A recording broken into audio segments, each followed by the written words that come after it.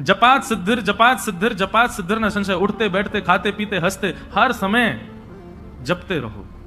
नाम है ठाकुर जी का। आपका गुरु मंत्र जो है, गुरु श्लोक, गुरु मंत्र जो आपको मिला है, या द्वादशाक्षर मंत्र है, यो जो मंत्र की विधि है, उसके लिए तो आपको आसन चाहिए, स्वच्छता चाहिए, एक जगह बैठना, मन एकाग्र होना, ये सब चाहिए। पर नाम तो आप हर समय जप सकते हैं, हर समय हर क्षण। तो वैष्णव की सबसे पहली निष्ठा है नाम निष्ठा। इसलिए नाम को प्रारंभ कीजिए। अच्छा, नाम के प्रति 2-3 बातें ध्यान रखिएगा। नाम जपना भी एक सेवा है, और जैसे मंदिर की ठाकुर जी की सेवा है ना, उसमें अपराध नहीं होना चाहिए, उसमें लगन होनी चाहिए, उसमें तत्परता होनी चाहिए, उसमें स्वच्छता, शुद्धता और हृदय में प्रसन्नता होनी चाहिए। ठीक वैसे नाम भी एक सेवा है।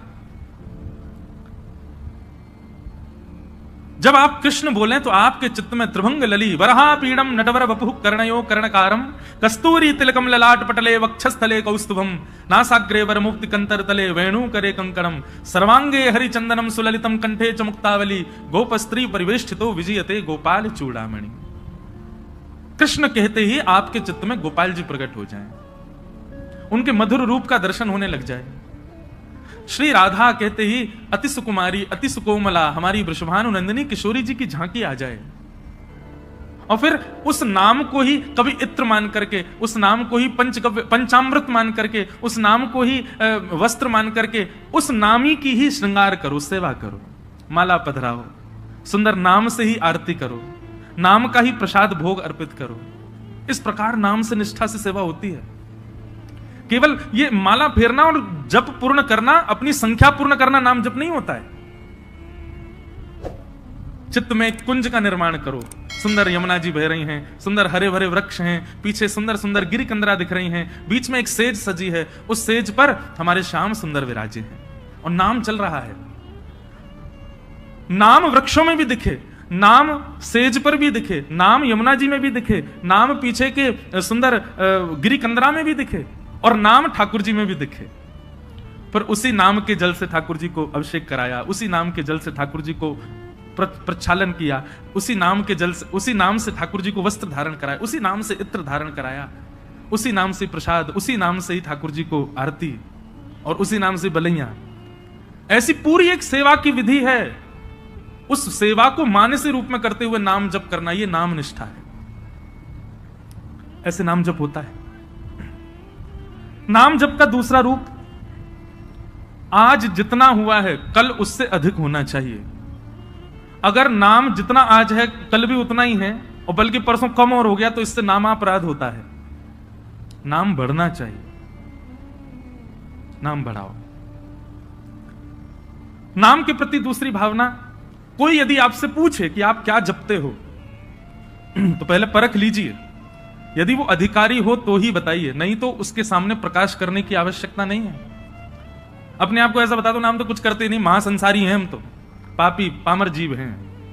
अपने आप को मत दिखाइए कि आप नाम जापक हैं। कोई यदि पूछे और लगे कि हाँ ये वैष्णव है, कोई गुरुजन पूछे, हम पूछ लें, हम तो वैसे हम भी संसारी हैं, हम पूछे तो मत बताओ। कोई संत पूछे, कोई महापुरुष पूछे, कोई वैष्णव पूछे, तो उनको उजागर करो। सबके सामने उजागर नहीं। यहां लोग बताते फिरते हैं कि हम कितना नाम जप कर रहे हैं, क्यों नहीं, ये नामापराध है। सबके सामने अपने नाम का प्रकाश मत करो। भाई, अगर किसी भाव से आपका प्रेम बढ़ रहा है, उस भाव को गोपनीय रखो ना, उसको प्रकाश करने की आवश्यकता क्या है। तो नाम में इस बात का ध्यान रखें कि अगर कोई व्यक्ति अयोग्य, किसी को मत मानो, लेकिन यदि आपको अनुभव हो जाए कि ये वैष्णव भाव में नहीं है, बस ऐसे चलते फिरते पूछ रहा है, तो उसके सामने अपने आप को मूर्ख ही घोषित करो। ये मत बताओ कितना नाम जपते, नहीं तो नामापराध होता है। तो सबसे पहली वैष्णव की निष्ठा होती है नाम निष्ठा। वैष्णव की दूसरी निष्ठा होती है तुलसी निष्ठा। उसके तन पर यदि तुलसी स्पर्श नहीं है, तो ठाकुर जी उसके हाथ से सेवा तो बहुत दूर की बात है, जल भी स्वीकार नहीं करेंगे। इसलिए आपके तन पर तुलसी स्पर्श होना बहुत आवश्यक है। यह वैष्णव की दूसरी निष्ठा है। कई लोग पूछते हैं तुलसी धारण करने के लिए, आप लोग धारण कर लीजिए। लेकिन उसके बाद लोग पूछते हैं महाराज जी अगर हम तुलसी धारण कर लें और कहीं कुछ खाना पाना हो तो? तुलसी धारण करने के बाद में एक नियम का पालन आपको निश्चित रूप से करना है कि कुछ भी खान पान ऐसा नहीं करना जिससे तुलसी का अपराध बने। और यदि आपने कहीं गलती से तुलसी जी के धारण के पश्चात कुछ ऐसा खान पान किया है तो दूसरे दिन उन तुलसी जी को यमुना जी में पधराओ, आना पड़ेगा, भोपाल से वृंदावन ही आओ, तुलसी जी को पधराओ, क्षमा याचना करो, ब्राह्मण भोज कराओ, संतों के चरणों में प्रणाम करके क्षमा मांगो, फिर दूसरी तुलसी जी ठाकुर जी के चरणों में अर्पित करके फिर धारण करो, फिर ये वचनबद्ध हो जाना कि अब नहीं करेंगे। एक व्यक्ति मुझसे बोला, बोले महाराज जी जब खाते पीते हो उस समय उतार दें, खान पान करके फिर पहन लें। वाह, ऐसा नहीं करना है। मन में एक भाव आता है कि श्री तुलसी जी आपके कंठ में विराजमान होने के लिए अपने रूप का त्याग कर देती हैं। वो एक पौधे के रूप में होती हैं, वृक्ष के रूप में होती हैं, ठाकुर जी को सुख देने के लिए नवीन नवीन अपने अंदर पत्रों को प्रादुर्भाव करती हैं, ठाकुर जी की सेवा में जाएंगे। लेकिन आपके कंठ को सुशोभित करने के लिए और आपके तन के कल्याण के लिए वो अपने उस रूप का त्याग कर देती हैं, अपने आप को छिलवा देती हैं और उसके बाद माला बनकर के आपके गले में विराजमान होती हैं। इतना बड़ा त्याग तुलसी जी हमारे लिए करती हैं, हम उनके लिए ये सामान्य सी वस्तु नहीं छोड़ सकते। इसलिए तुलसी निष्ठा, तुलसी जी को धारण करो। तुलसी जी गले में धारण होने के बाद में जैसे ही आप कुछ भी पाते हैं, पहली बात तो प्रसाद ही पाएंगे, प्रसाद पाते ही जैसे ही कंठ से नीचे जाएगा, कंठ में तुलसी जी है, नीचे जाते ही उसमें जितने दोष होंगे सब समाप्त हो जाएंगे। तुलसी जी कंठ में धारण हैं और उस समय आपने जलपान किया तो जलपान जैसे ही तुलसी जी के यहां कंठ से नीचे गया, तुलसी जी का स्पर्श होते ही वो साक्षात श्री यमुना जी का, श्री गंगा जी का जल हो जाएगा, ठाकुर जी का चरणामृत हो जाएगा।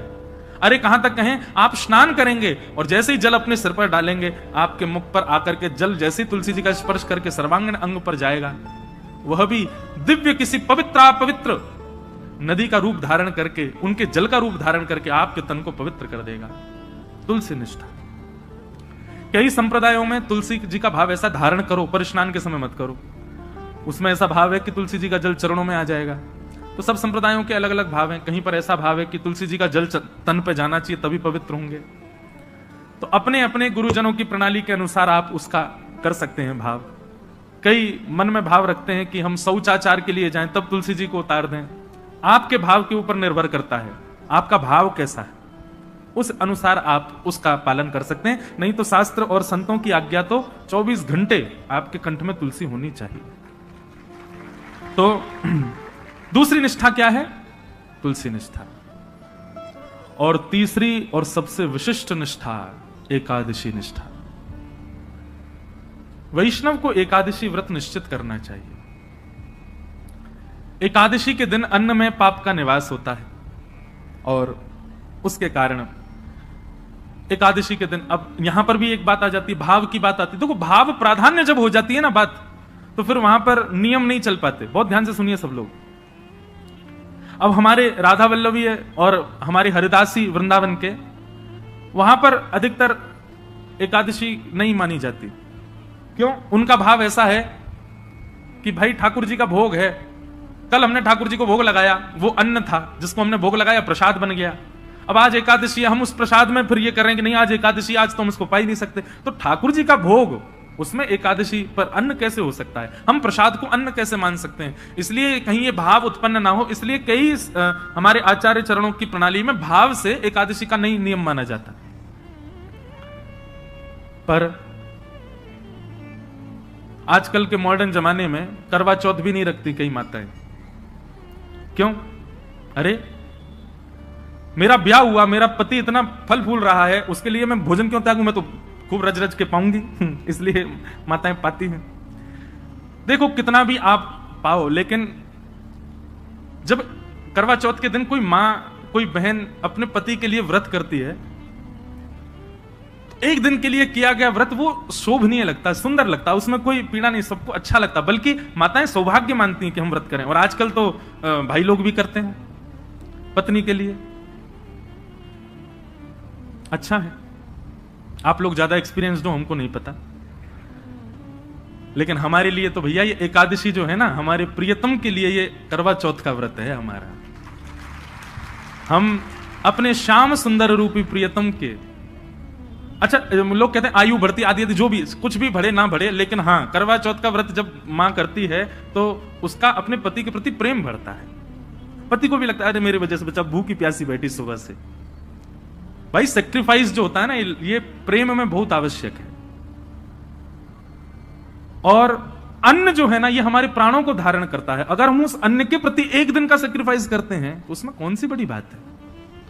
और भाई ऐसे सेक्रीफाइस यदि अगर रोज करो, सब जानते हैं एकादशी कैसी होती है, कुट्टू की पकौड़ी, कुट्टू की कचौड़ी, समा के चावल, मखाने की खीर। अगर व्यक्ति एकादशी वाला फलाहार नित्य करने लग जाए तो 7 दिन में 5 किलो वजन बढ़ जाए उसका। आप बाकी के दिन इतना नहीं पाते जितना एकादशी, और एकादशी के दिन तो कई लोगों को वैसे तो 3 बार पाएंगे, नाश्ता, भोजन, रात्रि भोजन। एकादशी के दिन 6 बार पाते हैं। बोले हमारा व्रत हो रहा है, बार बार कहते हो रहे हैं इस बात को, व्रत है आज हमारा। सब बातों की बात एकादशी करनी चाहिए। और उसके पीछे भाव क्या है, हम अपने प्रियतम के लिए बस हमारा भक्ति में प्रेम बढ़े, हमारी प्रेम लक्षणा भक्ति बढ़े, हमको वो और प्रिय लगे, उसके लिए हम व्रत कर रहे हैं। अन्न जल का त्याग करके, फलाहारी होकर के व्रत कर रहे हैं। पर हम एक बात आपसे निवेदन करें, एकादशी में कुछ चीजें और मिलाइए। व्रत का मतलब क्या होता है, हमने एक पर्टिकुलर वस्तु का त्याग कर दिया। पर एक बात मेरे मन में कभी कभी आती है कि अन्न का त्याग करना कोई बहुत बड़ी बात नहीं है। आजकल के बच्चे सो करके उठते 12 बजे हैं,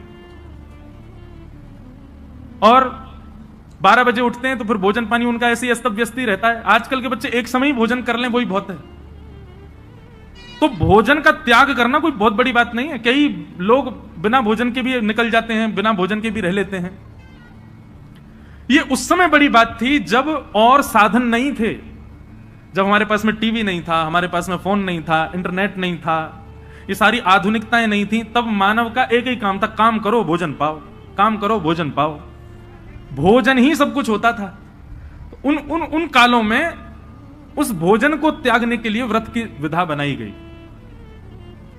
पर आज वास्तव में व्रत उस वस्तु का होना चाहिए जिसके बगैर आप एक क्षण नहीं रह सकते। उस वस्तु का व्रत होना चाहिए। तो कई बातें हैं। एकादशी में 2-3 चीजें जोड़िए। आप आज की तो निकल गई, अगली एकादशी आवे तो जैसे जो आपका अवगुण है, जैसे कई भाई लोगों को, कई लोगों के अंदर अवगुण आ जाता है, कुछ खान पान का अवगुण हो, स्वभाव व्यवहार का अवगुण हो। सब जानते हैं कि मेरे अंदर अवगुण क्या है, मुझे क्रोध बहुत आता है, मुझे इसके प्रति ईर्ष्या होती है, मुझे ऐसा लोभ होता है, मुझे इसके प्रति मोह है। ये जो आपकी दूषितताएं, उनका व्रत कीजिए। सावधानी से सुनो, सब लोग इधर देखो, कथा सुनो। अपनी दूषित वस्तु जिसके बगैर आप एक क्षण नहीं रहते, उसका त्याग कीजिए, तब व्रत माना जाएगा।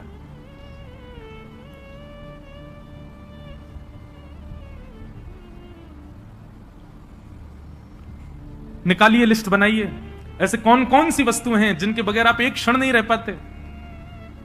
संसारी वस्तु, उसका व्रत कीजिए, एक दिन व्रत कीजिए। अगली एकादशी पर नियम बनाओ। सबसे ज्यादा तो फोन ही है भैया, उसके बिना ही नहीं रह पाते हम। अगली एकादशी प्रयास करके देखो। हम अपने ऊपर इसलिए लागू नहीं कर सकते, हम तो सफर में रहते हैं, इधर उधर आना जाना लगा रहता है, तो कुछ ना कुछ काम रहते हैं, तो इसलिए हम वो तो नहीं करते। फिर एकादशियों पर इंद्रियों की एकादशी करो, जैसे नेत्रों की एकादशी। नेत्रों की एकादशी मतलब आज नेत्रों से केवल और केवल ठाकुर जी और ठाकुर जी के भक्तों का दर्शन करेंगे।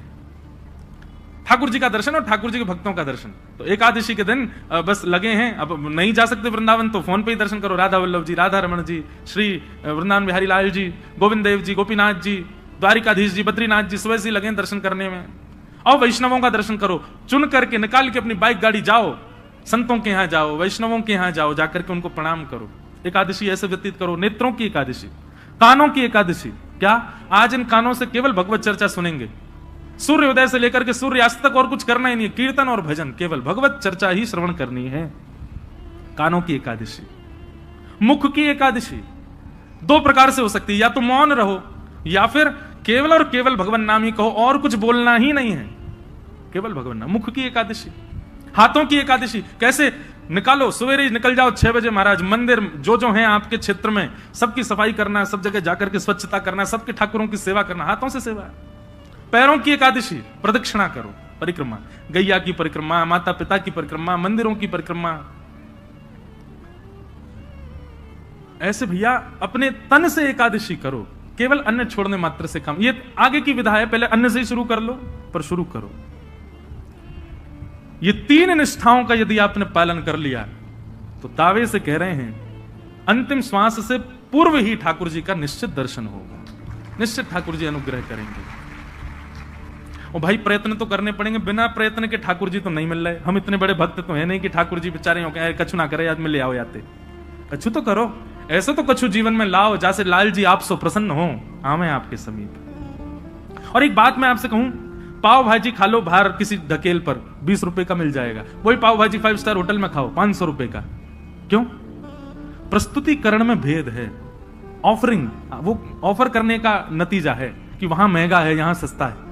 ठीक वैसी भक्ति भी है। एक लोटा जल लिए, उसी में तुलसी डाल दी, उसी में चावल डाल दी, उसी में रोली डाल दी, उसी में चीनी डाल दी, उसी में सब डाल दी, जा गए शंकर जी पर चढ़ा के और नियम करके त्रिपुंड लगा के बेलपत्र चढ़ा के सिर पे लेके आ गए। एक तो ये ऑफरिंग है और एक दूसरी ऑफरिंग है, सारी सामग्री बढ़िया सुंदर सजा करके लेकर के गए, एक एक करके एक एक सामग्री शंकर जी पर चढ़ा रहे हैं, सुंदर कोमल हाथों से शंकर जी के सुंदर अभिषेक कर रहे हैं, और उसके बाद में सुंदर इत्र लगा करके त्रिपुंड लगा करके प्रणाम करके खूब देर रज रज के भाव से करके आ रहे हैं। दोनों में अंतर है कि नहीं? भक्ति में प्रस्तुतिकरण देखिए आप कैसे प्रस्तुत कर रहे हो। केवल करना है ये नहीं, इससे बढ़िया तो मत ही करो। केवल एकादशी करनी है, हमको अन्न नहीं खाना, लेकिन पूरे नाक में दम कर दिया घर के में, जे बनाओ, भूख लगी है केला लाओ, ये बनाओ, ये करो। ऐसी क्या फायदा? एकादशी एकादशी जैसी दिखनी चाहिए, उसका प्रस्तुतिकरण ऐसा रखो। ये जो भाव हम आपको बता रहे हैं, हम तो 10% बताएंगे, बाकी आपको विचार करने पड़ेंगे। अब अगली एकादशी होगी, उसमें क्या करना चाहिए जिससे ठाकुर जी प्रसन्न हो। क्योंकि एकादशी के दिन ठाकुर जी दोनों नेत्र खोल करके सब पर दृष्टि डाल करके सबकी क्रियाएं चेक करते हैं। एक प्रकार से ये समझ लीजिए एकादशी अवसर है, 15 दिन में जो आपने किया उससे निवृत्त होने का अवसर है। इसका मतलब ये नहीं कि 14 दिन सब आपने किए, बोले एकादशी आई रही है सब बढ़िया कर लेंगे उस दिन। अवसर है, अवसर मिला, अब अगले दिन से प्रयास करें कि अब दूषित नहीं करना है। बहुत सारे भाव है, मैं तो बोलते ही चला जाऊंगा।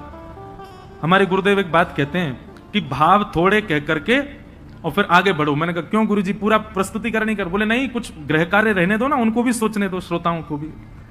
तो अब आगे की चीज आप विचार करो। ये 3 निष्ठाएं हैं, इन तीनों निष्ठाओं में एक चीज का ध्यान रखना है, प्रस्तुतिकरण। नाम जप कितना कर रहे हैं ये जरूरी नहीं है, पर जितना कर रहे हैं कैसे कर रहे हैं ये आवश्यक है।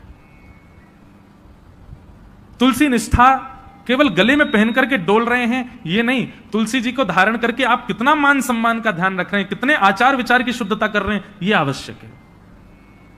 एकादशी कर रहे हैं, पर एकादशी के दिन आपका व्यवहार, आपका स्वभाव, आपकी क्रियाएं कैसी हैं उसका ध्यान रखें। तो आज एकादशी है और आज हमारे वृंदावन के मुकुटमणि ठाकुर जी श्री राधा वल्लभ लाल जी को जिन्होंने प्रकट किया, ऐसे श्री हेतरवंश महाप्रभु, उनका प्रादुर्भाव हुआ, उनका प्राकट्य आज के दिन हुआ। बंधुओं, श्री महाप्रभु जी जो हैं ये वंशी के अवतार हैं, ठाकुर जी की वंशी। वृंदावन में 3 हरित्रयी हैं, 3 हरि हुए। कौन कौन? पहले हरिवंश महाप्रभु, दूसरे स्वामी श्री हरिदास जी और तीसरे हरिराम व्यास जी। ये हरित्रयी बोली जाती। और इन हरित्रयों के रूप क्या हैं? ललिता, विशाखा और वंशी। इन तीनों का अवतार ये तीनों हैं। आप सबको पता है, और नहीं पता है तो सुन लीजिए। अभी मेरी नासिक में कथा थी तो इतना मुझे सुख मिला। प्रथम दिन और अंतिम दिन 2 दिन में त्र्यंबकेश्वर दर्शन करने गया, क्योंकि मेरा नियम था कि 1 महीने तक मैं उस परिसर से बाहर नहीं जा सकता जहां कथा थी। तो वहां से महादेव का स्थान लगभग 30 किलोमीटर था। प्रथम दिन गया अनुष्ठान से पूर्व, तो जैसे ही मैं पहुंचा कितना सुख मिला। देखो वहां के सारे पुजारी जो अपने त्र्यंबकेश्वर भगवान के सेवाधिकारी, मैं जैसे ही पहुंचा तो मुझको लेकर के गए, बोले आप चलो गर्भगृह में अंदर प्रणाम करने। मैंने कहा नहीं भैया, देखो मैं खुद वीवीआईपीओं के कथाओं में जाकर के जो है उनकी बुराई निंदा कर देता हूं, खुद बन के जाऊं तो बड़ा विचित्र लगता है। और नहीं नहीं, आपको चलना पड़ेगा। मैंने कहा देखो, खुद प्रयास करके जाना, उसमें हो सकता है कि गड़बड़ी हो, लेकिन कोई खींच के ले जा रहा हो तो फिर मना नहीं है। आप स्वयं प्रयास करके मत जाओ, लेकिन आपको पुजारी जी स्वयं ही खींच ले जाएं तो फिर दिक्कत नहीं है। कई लोग सोच रहे होंगे, बोले ठीक है तो फिर हम पुजारी जियों से ही अपने संबंध बना लेंगे, बढ़िया, उनसे कह देंगे देखो हम प्रयास नहीं करेंगे, तुम खींच लेना हमको। तो ले गए, अंदर जाकर के महादेव के सामने कुछ स्तुति आदि की, उसके बाद पुष्प अर्पित किया और मेरा रोम रोम पुलकित हो गया। जैसे ही मैंने प्रणाम किया, सारे पुजारी एक स्वर में बोले, बोलो श्री राधा वल्लभ लाल की। ये सुनते ही मेरा रोम रोम पुलकित। मैंने कहा आप लोगों ने, बोले नहीं, आपने कहा है ना कथा में कि श्री राधा वल्लभ जी जो हैं ये महादेव के ठाकुर जी, ये हमारे श्री महाकाल भगवान के निज ठाकुर जी हैं। जैसे हमारे निज के गोपाल जी, मेरे निज के श्री गिरधर लाल जी, ऐसे ही श्वेतद्वीप में उमा पार्वती और महादेव दोनों मिलकर के अपने निज ठाकुर जी की सेवा करते हैं। वही है श्री राधा वल्लभ लाल जी जो वृंदावन में विराज रहे हैं। ये महादेव के ठाकुर जी। आत्मदेव नाम के ब्राह्मण ने तपस्या करके महादेव को प्रसन्न किया। महादेव ने प्रसन्न होकर के कहा, वरदान मांगो, क्या चाहिए ब्राह्मण देवता। तो आत्मदेव ब्राह्मण जो थे वो थोड़े से उनके अंदर यह था कि मैं ऐसा कोई रत्न मांग लूं जिससे मेरे जीवन में कोई अभाव ना रहे, मुझे धन की प्राप्ति होने लग जाए उससे। और आत्मदेव ब्राह्मण ने महादेव से कहा, बोले आपके पास जो सबसे बहुमूल्य रत्न हो वो मुझे दे दीजिए। महादेव ने जैसे ही सुना, नेत्र सजल हो गए, बोले तुम सब दुनिया मांग लो हमसे, लेकिन ऐसा मत कहो कि अपना बहुमूल्य रत्न दे दो, क्योंकि महादेव के बहुमूल्य रत्न तो श्री राधा वल्लभ जी हैं।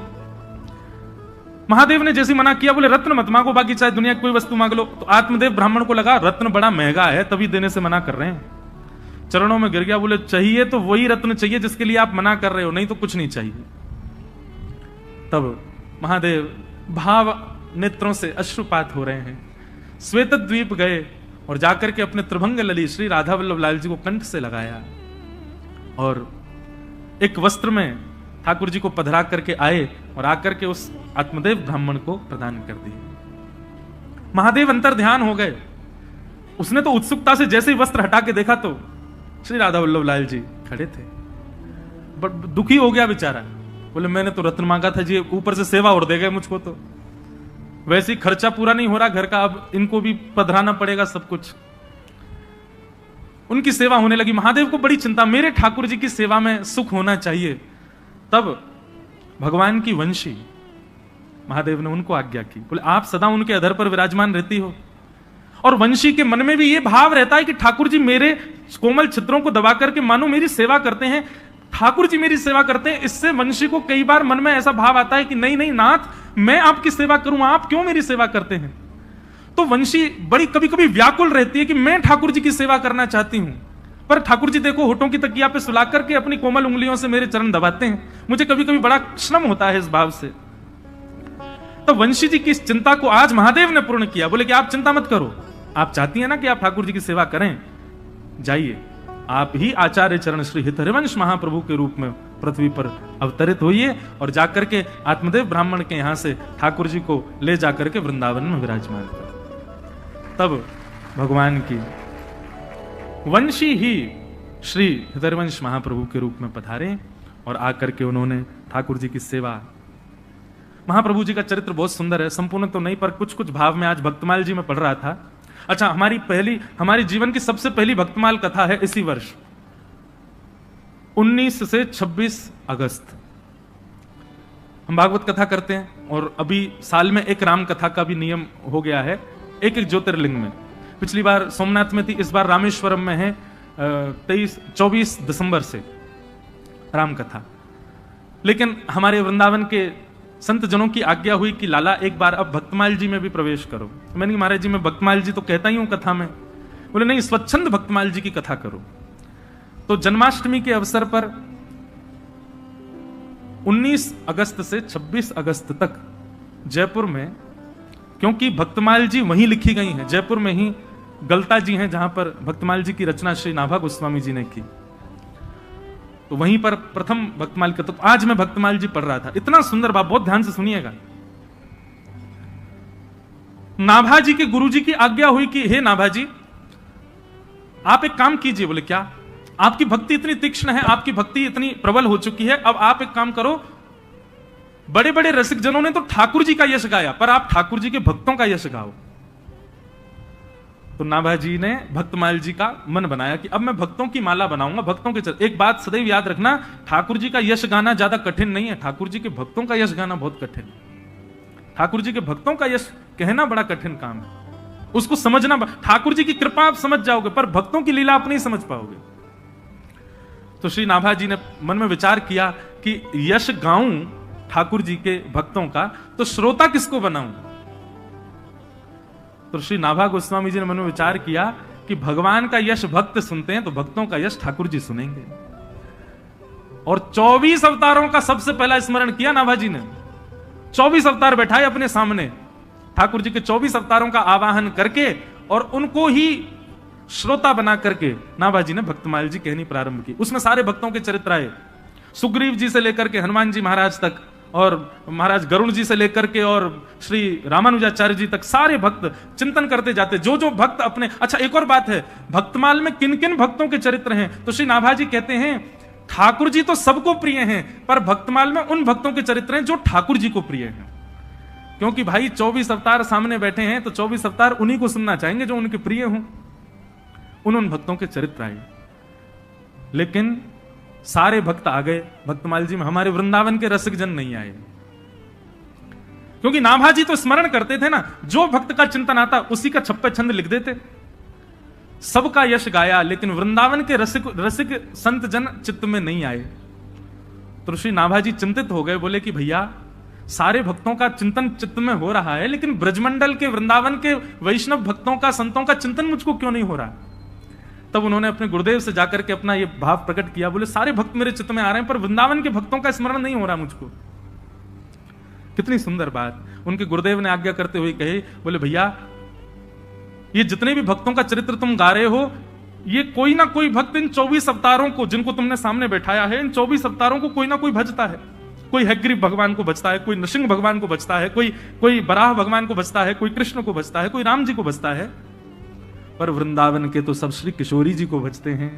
और जब तक किशोरी जी नहीं आएंगी तब तक ब्रज के रसिक नहीं आ सकते। जय हो। ये भाव जैसे पढ़ाना नेत्र सजल हो गए कि जब तक किशोरी जी का स्मरण नहीं करोगे नाभाजी, तब तक ब्रजमंडल के संत तुम्हारे चित्त में नहीं आ सकते, रसिक जन नहीं आ पाएंगे। तब श्री वृंदावनेश्वरी किशोरी जी हमारी श्री राधा रानी का स्मरण किया। एक भाव